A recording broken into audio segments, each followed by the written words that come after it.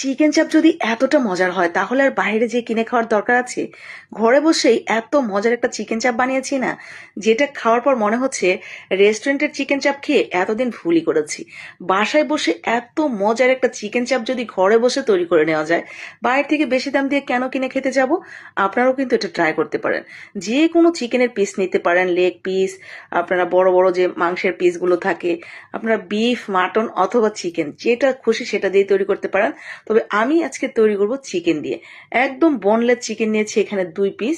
তো ঠিক এইভাবে দেখেন একদম ঝিরিঝিরি করে কাট করে নিয়েছি। তো এরকম কাট করে নিলে এটা খুব দ্রুত সিদ্ধ হয়ে যাবে, আবার মশলা টশলাও ভেতরে যাবে। এখন একটা বিশেষ মশলা তৈরি করব। আমি এখানে 2 চা চামচের মতো সরিষা নিয়েছি, আর কয়েকটা কাঁচামরিচ, সাথে দিয়ে দিচ্ছি লবণ। আদা, রসুন, জিরা এগুলো যদি বাটা না থাকে তাহলে এর সাথে অল্প অল্প করে দিয়ে বেটে নেবেন। তো আমার বাটা আছে, যার কারণে এখানে দিলাম না। তো মশলাটা বাটা হয়ে গেছে, এখন লবণ দিয়ে দিলাম। কয়েকটা কালো গোলমরিচ নিয়ে একটু গুঁড়া করে নিয়েছি। আর এখন সেই সরিষা বাটাটা দিয়ে চিকেনটার সাথে সুন্দর করে মেখে নিয়েছি। এরপরে এখানে যাবে হলুদের গুঁড়া, মরিচের গুঁড়া, ধনিয়ার গুঁড়া, স্বাদ মতো লবণ, আর দেব ভাজা জিরার গুঁড়া, সামান্য একটু গরম মশলার গুঁড়া। তো সবকিছু আমি একে একে এখানে দিয়ে দিচ্ছি উপর থেকে। আর দিয়ে দিব একটু সরিষার তেল। এই চিকেন চাপটা না আমি সরিষার তেলেই পুরোপুরি ভাজবো। আর এখানে ওই যে আদা রসুন বাটার কথা বললাম সেটাও দিয়ে দিলাম। তো আদা রসুন জিরা বাটা এটা ছিল, যার কারণে ওটার সাথে আর দিইনি। আর যদি না থাকে তাহলে অবশ্যই ওই সরিষা টরিষা যখন বাটবেন ওর সাথে বেটে নেবেন। তো একটু সরিষার তেল দিয়ে এইভাবে মেখে এইটা মিনিমাম 10 মিনিট রেখে দেব। 10 মিনিটের মধ্যেই চিকেনটা এই সমস্ত মশলার ঘ্রাণটা টেনে ভেতরে নিয়ে যাবে, আর চিকেনটাও সেট হয়ে যাবে।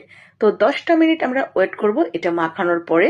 চাইলে এটা নর্মাল ফ্রিজে রেখে দিতে পারেন কিছুক্ষণের জন্য, এতে আরো বেশি ভালো হয়। তো আমি নর্মাল ফ্রিজে রাখিনি, এমনি বাইরে 10 মিনিট রেখে উপর থেকে একটু চিলি ফ্লেক্স অ্যাড করে দিলাম। তো চিলি ফ্লেক্সটা দিয়ে এরপরে হাতটা ধুয়ে আমরা 10টা মিনিট ওয়েট করব। ব্যাস 10 মিনিট হয়ে গেলে আমরা এটা সরাসরি নিয়ে যাব প্যানে। প্যানে খুব বেশি যে তেল লাগবে তা কিন্তু নয়, আমি সরিষার তেল অ্যাড করে দিয়েছি প্যানের মধ্যে। অল্প কিছুটা দেখতেই পাচ্ছেন, একদম চিকেনের নিচ পর্যন্ত আর কি রয়ে গেছে, ঠিক এরকম। খুব বেশি তেলে যদি এটা ভাজা হয়, ডুবো তেলে বলতে পারেন, তাহলে কিন্তু এই মশলাপাতি সবগুলো তেলের মধ্যে চলে যাবে। এই জন্য অল্প তেলে ভাজতে হবে, খুবই সামান্য তেলে। আর এটি কিন্তু আপনার এয়ার ফ্রায়ারেও ভাজা যাবে। তো একদম উপর থেকে সামান্য একটু তেল ব্রাশ করে এটা এয়ার ফ্রায়ারে দিয়ে দিলে হয়ে যাবে।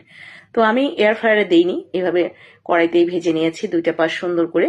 তো দেখতেই পাচ্ছেন মাশাআল্লাহ এটা কতটা লোভনীয় লাগছে।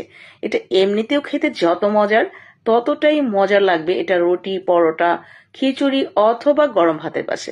আপনি কি দিয়ে খেতে চান সেটা না হয় আপনি ডিসাইড করে নেবেন।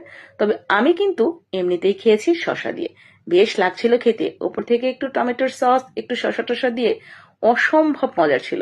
ভাববেন না এটা আমি একা খেয়েছি, আমার পরিবারের সবাই মিলে দারুণ একটা সময় এনজয় করেছি একটু একটু করে খেয়ে। ভীষণ ভালো ছিল, একদিন ট্রাই করে দেখতে পারেন। আমার তো মনে হয় আপনি এটা খাওয়ার পর বাইরে থেকে চিকেন চাপ কিনে খাওয়া ভুলেই যাবেন।